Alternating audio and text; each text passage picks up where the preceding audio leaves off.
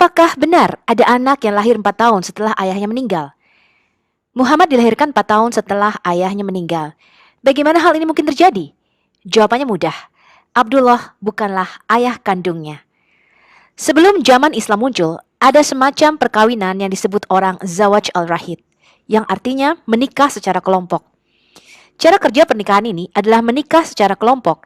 Satu wanita tidur dengan banyak pria, bisa 7, 10, atau bahkan lebih.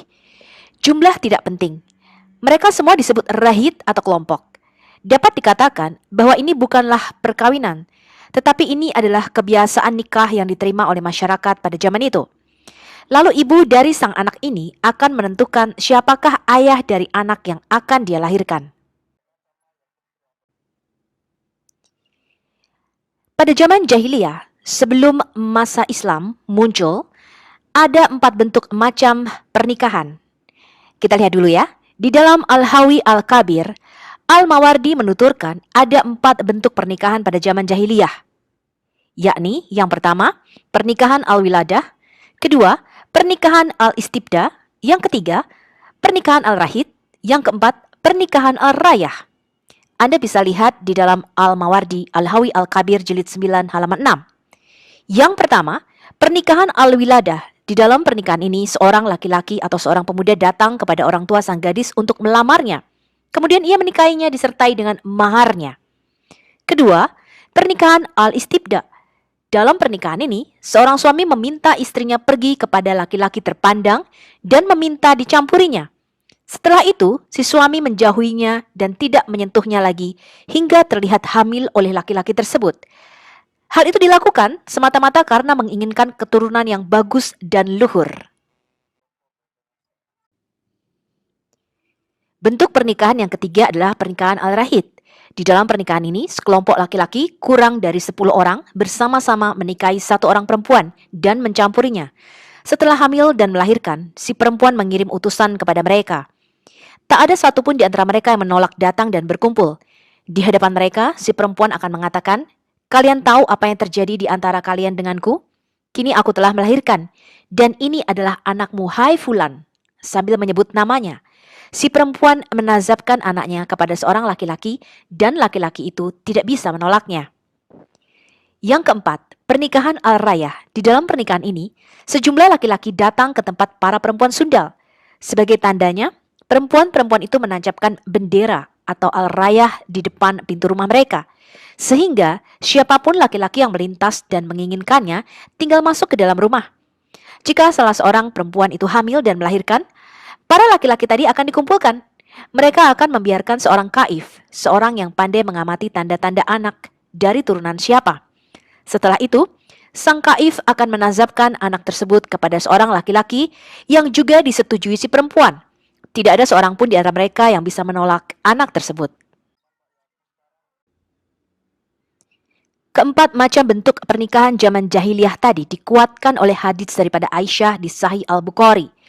Pada akhir hadisnya, Aisyah berkata, "Maka ketika Nabi Muhammad Sallallahu Alaihi Wasallam diutus dengan membawa kebenaran, beliau pun memusnahkan segala bentuk pernikahan jahiliyah kecuali pernikahan yang dilakoni oleh orang-orang hari ini." 3 bentuk terakhir dari pernikahan di atas kemudian diharamkan di dalam syariah Islam.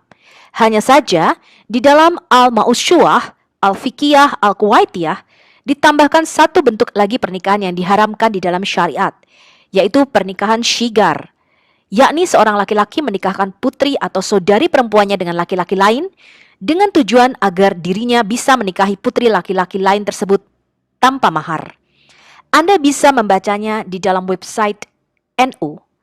Lihat tim Kementerian Perwakafan dan Urusan Keislaman, Al-Mausyuah, Al-Fiqiyah, Al-Kuwaitiyah, Darussalasil Kuwait, 1427 Hijriah, cetakan kedua, jilid 41, 326. Dan saya sudah memberikan website yang Anda bisa klik sendiri di situ, dan Anda bisa cocokkan sumbernya. Hadis ini diriwayatkan oleh Aisyah di dalam Sahih Bukhari nomor 4732, Kitab Nikah. Websitenya Anda bisa lihat di Hadits Indonesia. Nama asli ayah yang ditunjuk Muhammad tidak pernah bernama Abdullah. Nama aslinya adalah Abdul Alat, yang berarti hamba alat.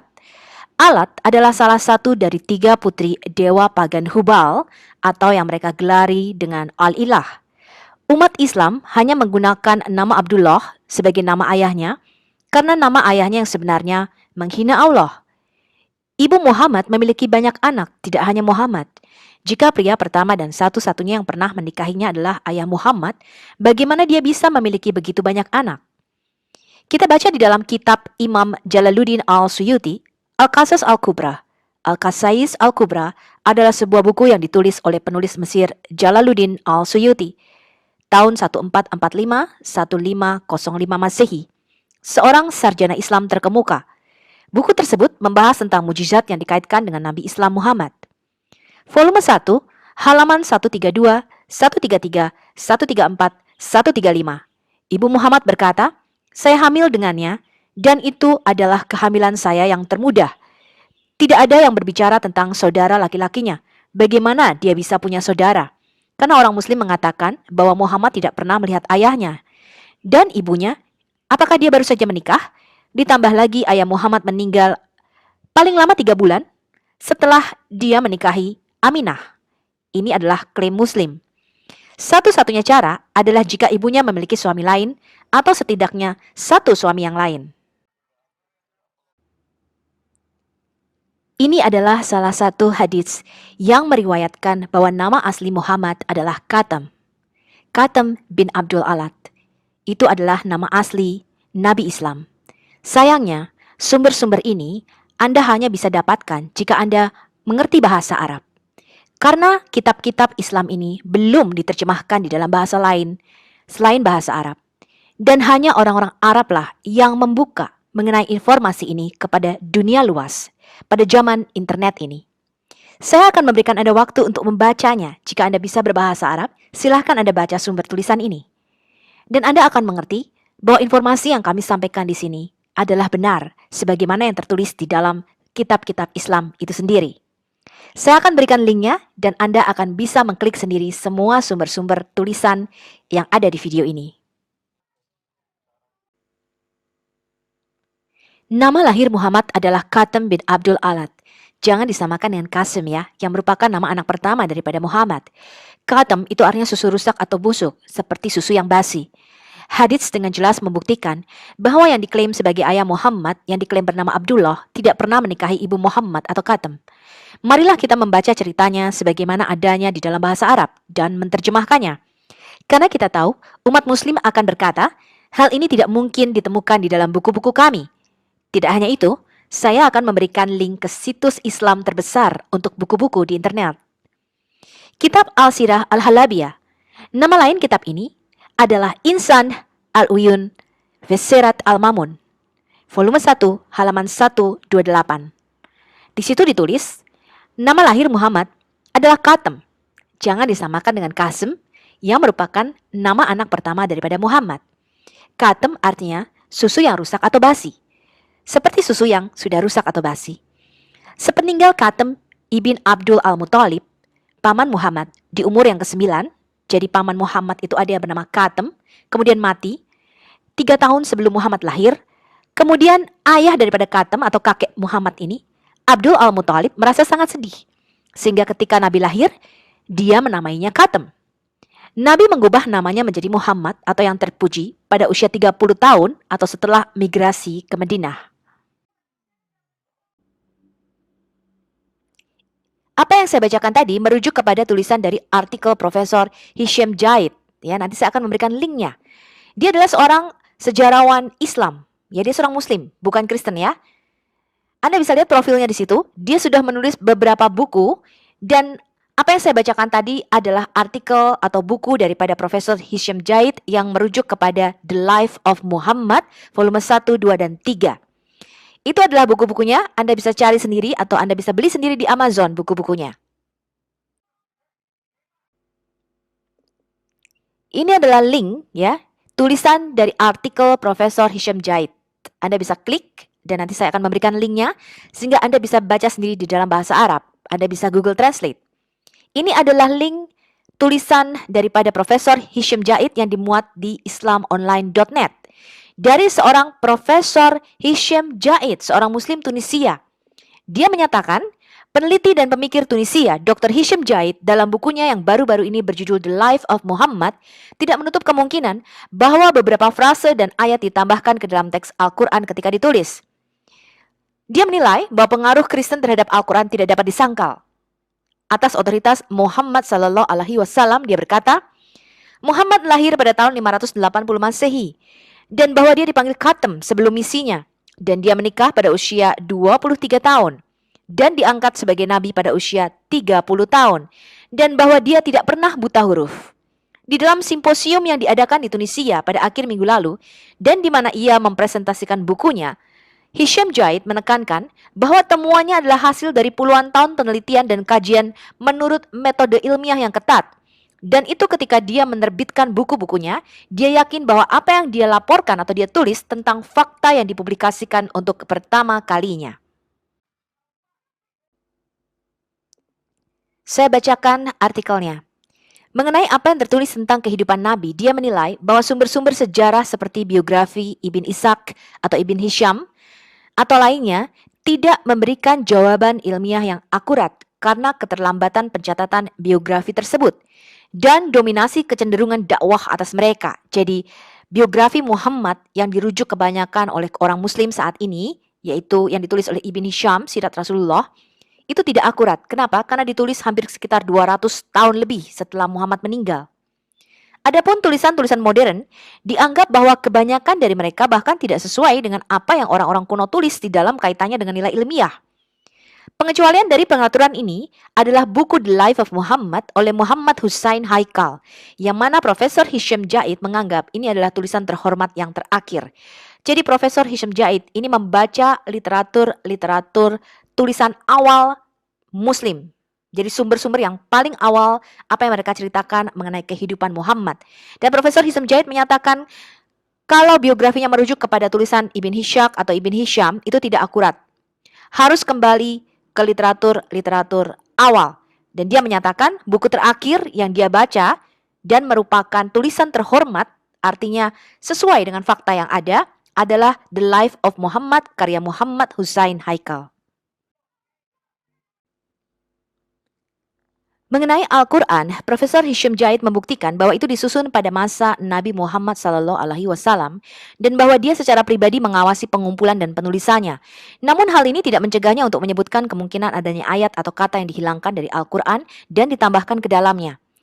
Profesor Hisham Jaid memberikan contoh dengan mengatakan, Yang Maha Kuasa berkata, misalnya di Quran surah 42, Asy-Syura ayat 38, dan dalam kurung bagi orang-orang yang menerima atau mematuhi seruan Tuhan dan melaksanakan sholat, sedang urusan mereka dalam kurung diputuskan dengan musyawarah antara mereka, dan mereka menginfakkan sebagian dari rezeki yang kami berikan kepada mereka. Hisham Jaid percaya bahwa itu tidak sesuai dengan urutan ayat di mana itu ditempatkan. Selain itu, perintah mereka yang berarti aturan umat Islam untuk diri mereka sendiri di zaman Nabi melalui cara syura atau musyawarah tidak dapat diterima. Prinsip syura dapat diterima setelah Nabi, tetapi di dalam masa hidupnya tidak, karena dia adalah penguasa pada saat itu. Hisham Jaid mengatakan bahwa Muhammad lahir pada tahun 580 Masehi dan bahwa setiap hadits tentang kelahirannya ada di tahun itu. 570 atau 570 Masehi tidak sesuai dan tidak tahan terhadap pemeriksaan fakta sejarah.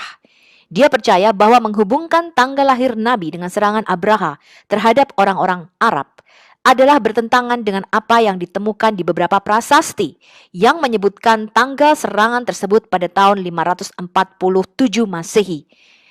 Dia memberikan tanggal lahirnya kapan saja sebagai simbolisme agama. Menurut Hisham Jaid, utusan Allah dibangkitkan pada usia 30 tahun, mengingat tanggal lahir adalah tahun 580 bukan 570. Dan karena usia 40 adalah usia tua. Oleh karena itu ia heran bagaimana Al-Quran menyatakan bahwa artinya 40 adalah usia di mana seseorang mencapai usia yang paling intens. Dia menyimpulkan studinya tentang masalah ini dengan mengatakan, pendapat saya adalah bahwa Muhammad menjadi nabi pada usia 30 atau bahkan sebelum itu. Dan dia baru lahir sekitar tahun 580 Masehi. Dan dia hidup hanya sekitar 50 tahun. Ini menurut pendapatnya. Di dalam artikel itu, Profesor Hisham Jaid menyebutkan dia berkata atas otoritas ayahnya, semoga Tuhan memberkatinya dan memberinya kedamaian, namanya bukanlah Abdullah. Lebih mungkin menurut pendapatnya bahwa Nabi Muhammad Shallallahu Alaihi Wasallam adalah orang yang memberinya nama ini. Adapun nama ayah daripada Nabi Muhammad Shallallahu Alaihi Wasallam, penulis berkata, dia bukanlah Muhammad sejak lahir. Mengutip bahwa Al-Quran tidak menyebut dia atas nama Muhammad kecuali dalam surat-surat Al-Madaniyah. Contohnya, di Quran surah 48 Al-Fat ayat 29, Muhammad adalah utusan Tuhan dan orang-orang yang bersamanya, dan titik-titik ya selanjutnya. Kemudian contoh lain adalah di Quran surah 3 Ali Imran ayat 144. Dan Muhammad hanyalah seorang rasul. Sebelumnya telah berlalu beberapa rasul. Apakah jika dia wafat atau dibunuh kamu berbalik ke belakang atau murtad? Penulis menganggap bahwa nama Muhammad adalah salah satu dari pengaruh Kristen. Dan itu dipindahkan ke bahasa Arab dari Syria. Itu juga berarti di dalam bahasa itu adalah yang paling terkenal atau mulia. Dan bentuk pertamanya adalah Muhammadan. Adapun nama asli Rasulullah Sallallahu Alaihi Wasallam adalah Katem dan dinamai dengan nama ini karena salah satu putra Abdul Muthalib bernama Katem telah meninggal pada waktu dia masih kecil. Jadi ketika usia 9 tahun ya, pada waktu muda. Jadi Nabi dinamai menurut nama pamannya yang meninggal. Ini adalah tulisan daripada buku Profesor Hisham Jaid.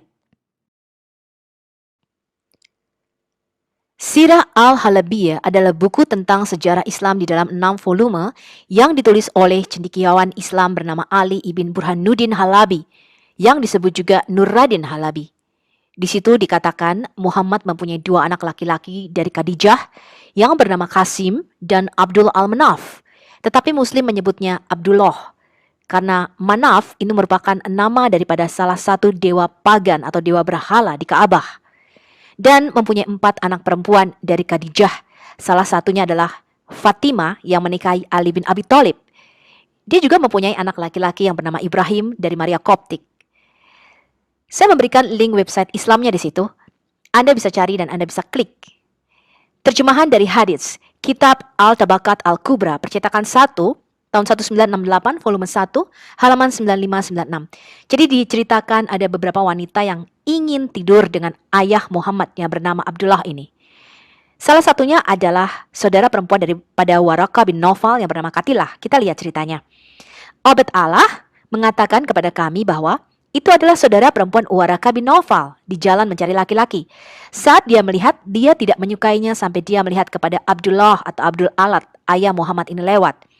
Kemudian Katilah ini berkata kepadanya, menahannya dari pakaiannya, apa menurutmu aku cantik? Katanya, ayo segera dapatkan aku. Dia berkata, jangan sekarang, saat aku kembali. Dia keluar dengan cepat dan masuk ke Aminah binti Wahab, ibu Muhammad, dan berhubungan seks dengannya. Dalam perjalanan pulang, dia menemui adik Waraqah bin Nawfal dan berkata padanya, apakah kamu masih suka tidur denganku? Dia bilang tidak. Saat kau lewat, sebelum kau meninggalkanku, aku melihat wajahmu berkilau. Tapi sekarang kau kehilangan wajah berkilau itu. Mungkin dia lelah karena berhubungan badan. Di halaman yang sama, cerita lain muncul. Fatimah binti Mur adalah salah satu wanita tercantik dan paling terhormat dengan segala kehormatan. Dia membaca buku dan terpelajar. Semua pemuda suku Quraisy membicarakannya. Cerita mengatakan bahwa dia melihat cahaya kenabian di wajah ayah daripada Muhammad. Dia menawarkan ayah Muhammad untuk tidur dengannya dengan bayaran 100 unta. Betapa santainya ayah Muhammad ya, sampai-sampai para wanita menawarinya uang untuk berhubungan badan.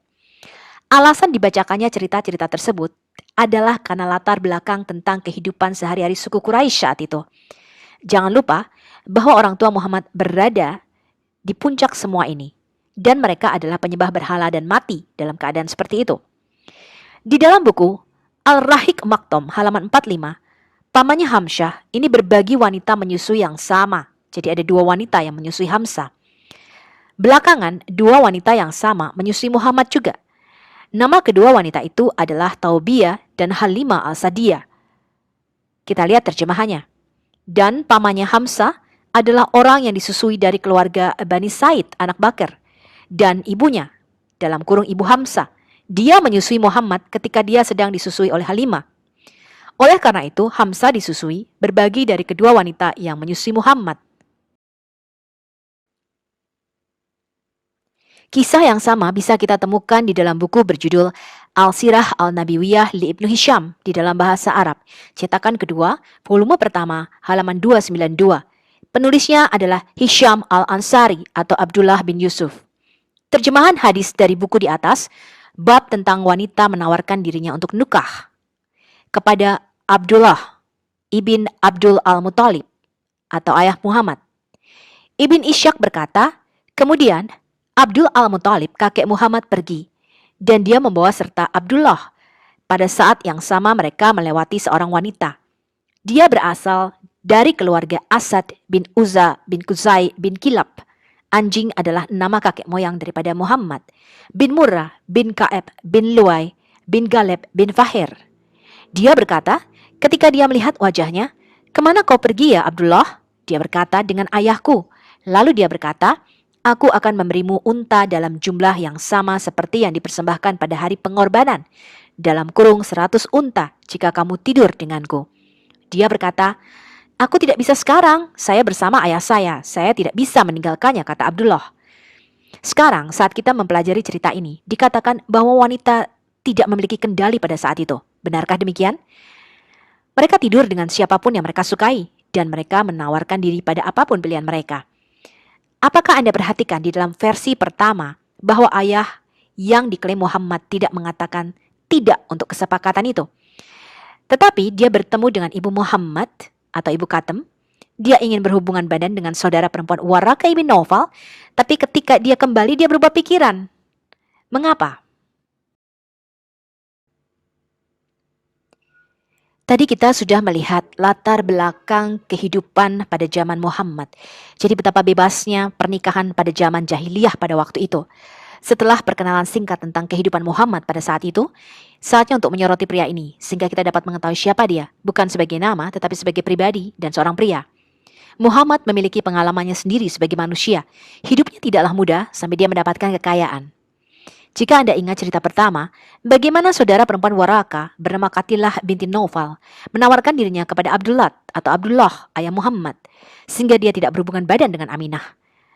Ketika dia melakukannya, maka Katilah tidak menginginkan Abdullah lagi. Jika kita menghubungkan ini dengan cerita lain, kita akan menemukan Waraka ibn Naufal ada di setiap langkah kehidupan Muhammad. Mungkinkah Waraka bin Naufal adalah ayah kandung daripada Muhammad? Sehingga ketika Waraka mati, Muhammad ingin bunuh diri. Ini adalah tulisan daripada sumber-sumber Islam yang masih ada di dalam bahasa Arab. Dan kalau bukan zaman internet sekarang ini, kita tidak akan tahu isi daripada sejarah awal Islam.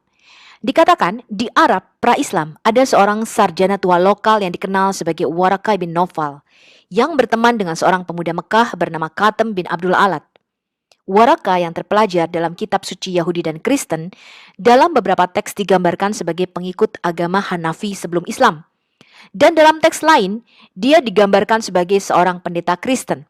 Bagaimanapun juga, semua orang setuju bahwa dia mahir dalam kitab suci Yudeo-Kristen dan percaya pada monoteisme Abrahamik. Waraka begitu tergila-gila dengan menemukan Nabi Ibrahim berikutnya, seperti yang dinubuatkan dalam kitab suci Yudeo-Kristen, sehingga dia melakukan perjalanan dari Mekah ke Irak modern di dalam pencariannya. Ini ada di dalam Musnad At-Tayalisi untuk Abi Dawud At-Tayalisi. Tercatat juga bahwa setiap kali dia kembali ke Mekah setelah melakukan perjalanan, dia selalu mengantisipasi untuk bertemu dengan Katem muda. Dari mana kita tahu bahwa Nabi Muhammad SAW lahir 4 tahun setelah ayahnya meninggal? Kita baca dulu kisah ini. Abdul Al-Muttalib ibn Hashim, ini adalah kakek daripada Muhammad, dan putranya Abdullah atau Abdullah itu menikah pada hari yang sama. Jadi ketika kakek Muhammad, Abdul Al-Muttalib, ingin menikahkan putranya Abdullah atau Abdullah ini kepada Aminah, ternyata dia juga tertarik kepada saudara wanita daripada Aminah, yaitu Halah. Ya, sama-sama putri daripada Wahib, jadi menikahi kakak adik di sini. Sehingga Abdul Muttalib itu menikahi Halah dan anaknya Abdullah menikahi Aminah. Sehingga Halah putri Wahib melahirkan Hamzah yang harusnya paman daripada Muhammad, ya. Karena itu Hamzah adalah paman Muhammad dan saudara laki-lakinya dengan menyusui. Karena Muslim percaya jika dua bayi telah menyusui atau menyusu pada wanita yang sama, mereka akan menjadi saudara. Hamzah dan Muhammad ini disusui wanita yang sama, tapi tidak pada tahun yang sama. Dikatakan, dan kami telah diberitahu oleh Ibn Ishaq bahwa ketika ayah Muhammad menikah dengan Aminah, ibu Muhammad, dia tinggal bersamanya selama 3 hari atau 3 malam. Dan itulah tradisi saat itu. Kemudian berlanjut di halaman yang sama, kita menemukan bahwa kakek Muhammad dan putranya melakukan hubungan badan dengan 2 saudara perempuan, Aminah ibu Muhammad dan Halah. Secara teknis, Bibi Muhammad adalah wanita kakeknya, atau kita bisa menyebutnya istrinya. Selain itu dikatakan bahwa Halah melahirkan Hamzah yang adalah paman Muhammad. Kemudian, dari beberapa sumber Islam lainnya kita tahu bahwa Hamzah ini lebih tua sekitar 4-7 tahun daripada Nabi Muhammad SAW. Ditambah lagi dikatakan ayah Muhammad hanya tidur dengan ibu Muhammad selama 3 hari. Dia bahkan tidur dengannya di rumahnya. Bagaimana dia bisa menjadi istrinya? Mengapa dia jika sudah menikah tidak membawa istrinya ke rumahnya? Ini berarti ibu Muhammad tidak pernah pindah ke rumah Abdullah atau Abdullah. Di dalam kitab Ibn Kathir, volume 1 halaman 255, Ibn Hisham mengatakan perang Al-Fajr dimulai dan Muhammad berumur 14 atau 15 tahun pada waktu itu. Kemudian kita temukan juga cerita serupa di kitab Al-Sirah Al-Nabiyah karangan Dr. Muhammad Ahmad Mahmud Hasyaballah. Ini adalah nama lengkapnya. Dan Dr. Muhammad Abdul Al-Qadir Al-Khatib. Keduanya adalah profesor di bidang sejarah dan peradaban Islam di Universitas Al-Azhar, yaitu universitas tertinggi yang diakui oleh Usama bin Laden, Al-Zawahiri, dan kaum muslim lainnya. Kedua penulis itu mengatakan di buku mereka bahwa perang Al-Fajr dimulai 12 tahun setelah kematian Abdul Muthalib, ayah dari Hamzah. Dan Hamzah berusia 22 tahun kala itu.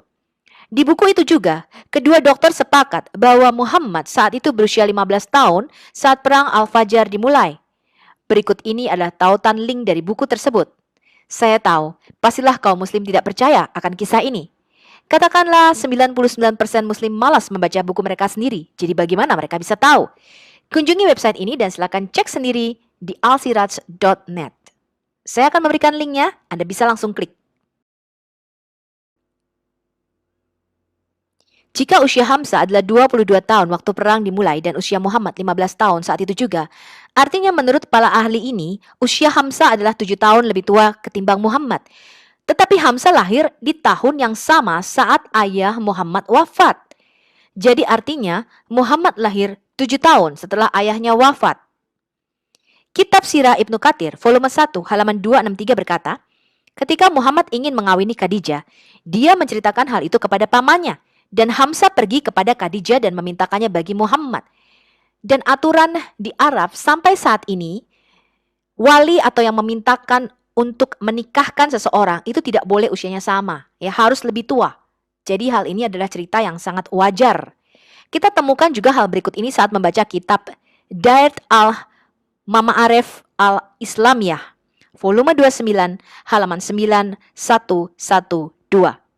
Bahwa Muhammad dilahirkan pada tahun 570 Masehi dan perang Uhud berlangsung di tahun 625, disepakati di semua buku Islam. Artinya, kalau kita ambil tahun dari perang Uhud 625 dan dikurangi 570 tahun kelahiran Muhammad akan didapati 55 tahun. Faktanya, hubungan Khatam dan istrinya Khadijah begitu kuat, sehingga Khadijah akan selalu meminta nasihat Waraqah bin Naufal. Dalam kitab suci Islam, Waraqah lah yang pertama kali diberitahu tentang visi atau penglihatan Khatam tentang malaikat yang besar yang ada di puncak gunung. Memang dikatakan bahwa Waraqah lah yang meyakinkan Khatam untuk mengubah namanya agar sesuai dengan nubuatan di dalam teks Yudeo-Kristen tentang kedatangan Nabi setelah Yesus. Dan sangat mungkin masa depan yang dipilih Khatam itu terinspirasi dan didorong oleh Waraqah sendiri. Pendapat yang sama ini juga ditulis oleh Santo Yohanes dari Damaskus atau Yohanna Mansur. Dia adalah seorang Arab Kristen yang hidup pada zaman Khalifah Abdul Malik bin Marwan dalam bukunya Concerning Heresy atau mengenai bidat-bidat. Ayah Khatam adalah Abdul Alat dan saudara laki-lakinya adalah Abu Lahab yang bernama asli Abdul Al-Uzzah. Kedua nama dewi tersebut adalah dewa utama di dalam jajaran dewa Mekah yang ada di Ka'bah. Nama kakek Muhammad adalah Abdul Al-Muthalib Nama aslinya adalah Syaibah ibn Hashim ibn Abdul Manaf. Manaf juga merupakan nama daripada salah satu dewa yang ada di Ka'bah. Banu Hashim adalah klan dari suku Quraisy di Mekah. Salma binti Amir adalah istri dari Hashim ibn Abdul Manaf yang merupakan nenek buyut Nabi Islam Muhammad Sallallahu Alaihi Wasallam. Dia adalah salah satu wanita paling berpengaruh dari suku Banu Khazraj, dari klan Banu Najjar, salah satu suku Yahudi yang ada di Yatrib atau di Madinah. Muthalib ibn Abdul Manaf ibn Qusay adalah adik dari Hashim ibn Abdul Manaf, kakek buyut Muhammad. Muthalib menggantikan saudara laki-lakinya Hashim setelah Hashim mati dan merawat keponakannya Syaibah ibn Hashim. Syaibah ibn Hashim ini adalah nama asli daripada kakek Muhammad. Pada waktu itu, Syaibah masih dirawat oleh ibunya, Salma. Kemudian pamannya Muthalib datang dan meminta supaya Syaibah ini ikut dengannya. Ketika Muthalib kembali ke Mekah dengan keponakannya, orang mengira dia adalah budak barunya. Sehingga Syaibah dikenal sebagai Abdul al-Muthalib atau hamba Muthalib karena perbudakan begitu umum dan merajalela saat itu. Ketika Muthalib meninggal, Abdul al-Muthalib menggantikannya. Abdul Manaf al-Mughirah ibn Qusay adalah seorang Quraisy dan kakek buyut Nabi Islam Muhammad. Ayahnya adalah Qusay ibn Kilab atau Qusay, anak daripada anjing. Qusay ibn Kilab ibn Murrah, nama aslinya adalah Zaid, anak dari Kilab ibn Murrah. Kilab adalah anak dari Murrah ibn Ka'b ibn Luay, ibn Galib, ibn Far, ibn Malik, ibn Al-Nadir, ibn Kinana, ibn Kusaimah, ibn Mudrika, ibn Ilyas, ibn Mudar, ibn Nizar, ibn Ma'at, ibn Adnan, ibn Ud atau Udat, dan seterusnya yang merujuk pada versi daripada Ibn Hishaq yang dia teruskan sampai kepada Ismail anak Abraham. Di dalam kitab Al-Tabaqat Al-Kubra volume 3 halaman 29 dan 118, Hamzah memegang bendera saat serbuan terhadap suku Kanika, suku Yahudi yang seluruhnya dimusnahkan oleh Muhammad. Dan ketika ia wafat, usianya 59 tahun. Di sini, Hamzah berusia lebih tua 4 tahun ketimbang Nabi Muhammad SAW. Banyak buku Islam seperti kitab Sabil al-Huda wa al-Rasyad volume 11 halaman 82-83. Jika Hamzah 4 tahun lebih tua daripada Nabi SAW, lalu bagaimana mungkin dia menyusui wanita yang sama? Jawabannya, hadits yang lain, karena itu di situ diceritakan Aminah menyusui mereka berdua di dalam periode yang berbeda. Kemudian di dalam Al-Mustadrak fi al-Sahih volume 3 halaman 212, hadis 4873, Hamzah disebut juga memiliki dua nama lain, Abu Ali dan Emarah. Ia menjadi muslim 6 tahun setelah Islam lahir dan ia berusia 4 tahun lebih tua ketimbang Muhammad. Ia terbunuh di perang Uhud pada hari Sabtu, hari ke-7 bulan Syawal. Ini di dalam kalender Islam. Di dalam kitab Al-Tabaqat Al-Kubra cetakan 1968 volume 3 halaman 103, Hamzah dibunuh oleh seseorang yang bernama Wahsy. Umurnya 59 tahun dan lebih tua 4 tahun daripada Nabi Muhammad SAW. Muhammad tidak mungkin adalah anak dari Abdullah atau Abdullah sebagaimana telah kita baca dari buku karangan Ibnu Katsir yang berjudul Al-Bidayah wa Al-Nihayah, volume 2 halaman 316. Pada akhirnya, suatu suku dari Bani Nadir datang menanyai Muhammad bagaimana masa kecilnya. Jangan-jangan ia adalah keturunan Bani tersebut. Untuk menutupi perbedaan yang jelas ini, Muhammad memberitahu mereka bahwa seorang wanita bisa hamil selama bertahun-tahun. Begitulah cara kakeknya yakin bahwa Muhammad pasti cucunya. Bahkan jika ibunya Aminah melahirkannya bertahun-tahun setelah kematian Abdullah. Sekarang kita baca dari Sahih Al-Bukhari 2202 ketika Muhammad dan Hamzah ini berselisih. Anda baca sendiri cerita lengkapnya, saya hanya mengutip bagian akhirnya. Nabi Shallallahu Alaihi Wasallam yang saat itu bersama beliau ada Zaid bin Haritsah, maka aku kabarkan kejadian tadi, ini perselisihan tentang unta ya. Maka beliau keluar bersama Zaid dan aku pun turut serta. Lalu beliau menemui Hamzah dan beliau marah kepada Hamzah. Kemudian Hamzah membuka matanya dan berkata, tidaklah kalian selain budak-budak orang tuaku. Maka Rasulullah Shallallahu Alaihi Wasallam kembali ke belakang hingga meninggalkan mereka. Kejadian ini sebelum diharamkannya khamar. Jadi, bagaimana Hamzah itu merendahkan Muhammad dan mengatakan kamu ini hanya budak daripada orang tuanya. Itu menurut hadits Sahih Al-Bukhari 2202. Ini adalah fatwa nomor 120178 tentang lamanya kehamilan di dalam Islam. Pandangan yang pertama adalah periode maksimum kehamilan. Ini adalah periode yang biasa, yaitu 9 bulan. Dan inilah yang dikatakan doktrin umum. Yang kedua, masa kehamilan maksimal 1 tahun. Begitulah pandangan Muhammad bin Abdul Hakam dan Ibnu Rushd memilihnya. Beberapa mengatakan 2 tahun. Yang ketiga, 3 tahun. Dan inilah pandangan Al-Laid bin Sa'd. Yang keempat, 4 tahun, yang merupakan doktrin Syafi'i dan Hambali, dan yang paling terkenal dari dua pandangan di antara kaum Maliki. Yang kelima, 5 tahun, yang merupakan narasi tentang kewenangan Imam Malik. Yang keenam, 6 tahun di dalam kitab tentang Al-Zuhri dan Malik. Yang ketujuh, 7 tahun, dan itu dikatakan oleh Rabi'ah Al-Ra'i, yang merupakan narasi lain tentang otoritas Al-Zuhri dan Malik. Yang kedelapan, tidak ada batasan untuk kebanyakan kehamilan, yang merupakan pandangan Abu Ubaid dan Al-Syakani. Dan beberapa ulama kontemporer mengatakannya. Al-Shankiti, Ibn Bas, dan Al-Utaimin, lihat, dikatakan di dalam Al-Mahalla oleh Ibn Hasham, dan Al-Muqni oleh Ibn Kudaimah Al-Maqdisi, dan Atwa Al-Bayan. Anda bisa melihat ini di dalam fatwa nomor 120178.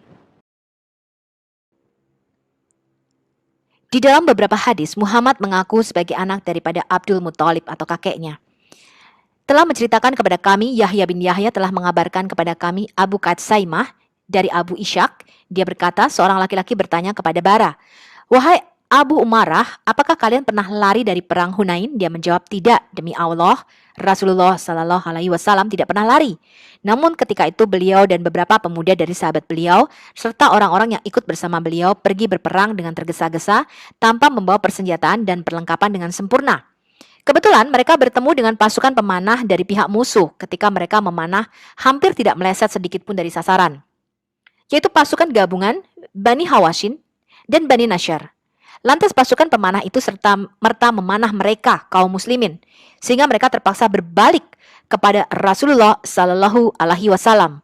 Sedangkan saat itu Rasulullah Sallallahu Alaihi Wasallam berada di atas bigal putih beliau, dan Abu Sufyan bin Haris bin Abdul Muthalib mengawal beliau. Kemudian beliau turun dari bigal beliau dan memohon pertolongan kepada Allah. Beliau bersabda, "Aku adalah seorang nabi, bukan seorang pendusta. Aku adalah putra Ibnu Abdul Muthalib." Dan setelah itu beliau merapikan barisan mereka. Anda bisa baca di dalam hadits Sahih Muslim 3325, Kitab Jihad dan Ekspedisi, Sahih Bukhari, buku 52, hadis nomor 116. Sekarang kita lihat video berikut ini. Siapa sih ayah daripada Muhammad ini? Muslim percaya bahwa ayah Muhammad itu bernama Abdullah, anak daripada Abdul Muthalib. Mereka selalu merujuk kepada Sirat Rasulullah karangan Ibn Hisham, volume 1, halaman 25.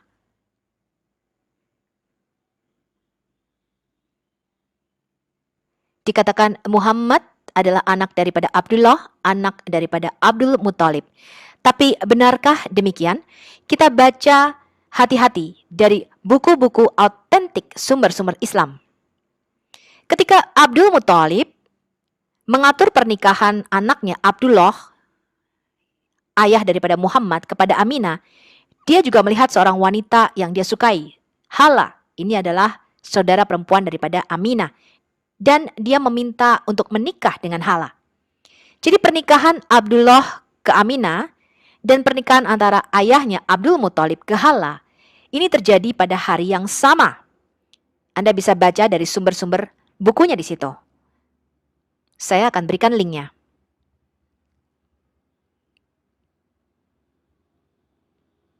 Pada hari yang sama, Abdul Muthalib juga meminta Hala untuk menjadi istrinya, anak Wahib.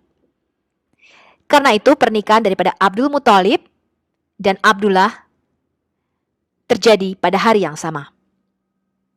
Oke, ini yang perlu kita ingat. Pernikahan Abdullah ke Aminah dan pernikahan Abdul Muthalib ke Hala terjadi pada hari yang sama. Ini adalah Al-Sirat Al-Halabiyah, kitab yang sudah kita bahas tadi. Abdul Muthalib dan juga anaknya Abdullah menikah pada hari yang sama. Aminah kemudian mengandung dengan Muhammad dan Hala melahirkan Hamzah. Mereka harus tinggal 3 hari. Ini adalah tradisi pernikahan pada waktu itu. Dikatakan, lalu Hala melahirkan Hamzah, anak daripada Abdul Muthalib. Abdullah, ayah daripada Muhammad, meninggal beberapa bulan kemudian ketika Muhammad masih dalam kandungan ibunya. Abdullah dikatakan meninggal ketika Muhammad masih dikandung ibunya dan usianya 25 tahun ketika dia meninggal. Faktanya, kita pikir ya, Abdul Muthalib ini adalah kakek daripada Muhammad dan Abdullah ayah Muhammad menikah di hari yang sama. Abdul Muthalib menikahi Hala dan melahirkan Hamzah. Abdullah menikahi Aminah dan melahirkan Muhammad. Tetapi Abdullah meninggal ketika Aminah masih mengandung Muhammad. Ada 2 kemungkinan. Kalau kedua wanita-wanita ini mengandung pada saat yang bersamaan, maka Muhammad dan Hamzah harusnya usianya kira-kira sama. Kalau Hala mengandung kemudian, maka Hamzah harusnya lebih muda daripada Muhammad. Muhammad tidak mungkin lebih muda daripada Hamzah, karena ayah Muhammad meninggal ketika dia masih di dalam kandungan ibunya. Tetapi faktanya mengatakan Muhammad lebih muda daripada Hamzah. Bagaimana mungkin? Dikatakan Hamzah adalah anak dari Abdul Muthalib. Dan dia lahir 2-4 tahun sebelum Nabi. Kemudian Hamzah dikatakan terbunuh di dalam perang Uhud. Dan usianya pada waktu itu 56 tahun. Dan dia lebih tua 4 tahun dibandingkan Nabi. Kalau Muhammad lebih muda daripada Hamzah, maka Muhammad dikandung beberapa tahun setelah Abdullah meninggal. Bagaimana mungkin Abdullah adalah ayah kandung daripada Muhammad? Coba kita pikirkan dulu.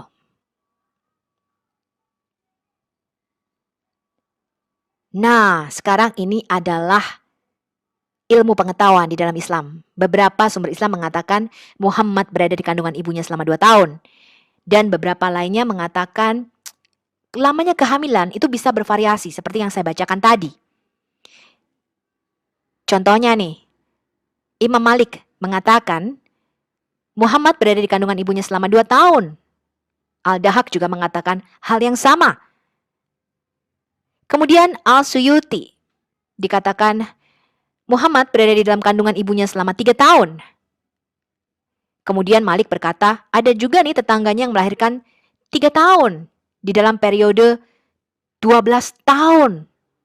Jadi kalau ada yang melahirkan 12 tahun kemudian, tidak aneh kalau Muhammad dilahirkan 4 tahun setelah ayahnya meninggal. Jadi ada yang mengatakan 4 tahun, 5 tahun, atau 7 tahun. Tergantung versinya, mana yang kalian ikuti. Karena menurut ilmu pengetahuan daripada kaum cendekiawan Islam ini, seorang anak itu bisa berada di dalam kandungan ibunya selama 5 tahun lebih atau maksimal 10-12 tahun. Ini adalah kehamilan yang normal 280 hari. WHO mengatakan kelahiran atau kehamilan normal itu antara 37 minggu sampai 42 minggu.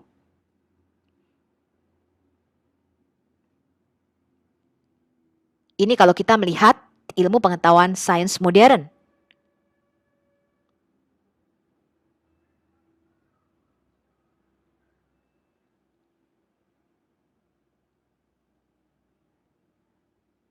Ada yang melahirkan katanya sampai 1 tahun, ya. Tetapi di dalam Islam kehamilan itu bisa mencapai 10 tahun. Dan ini sangatlah tidak normal. Ya, ada yang mengatakan 2, 4, 5, 7, 10, bahkan mengatakan 12 tahun. Believe it or not. Muslims, siapa sih ayah daripada Muhammad? Anda bisa baca sendiri, apakah ini kisah dongeng ataukah fakta? Bye-bye, sampai jumpa di video berikutnya. Salam.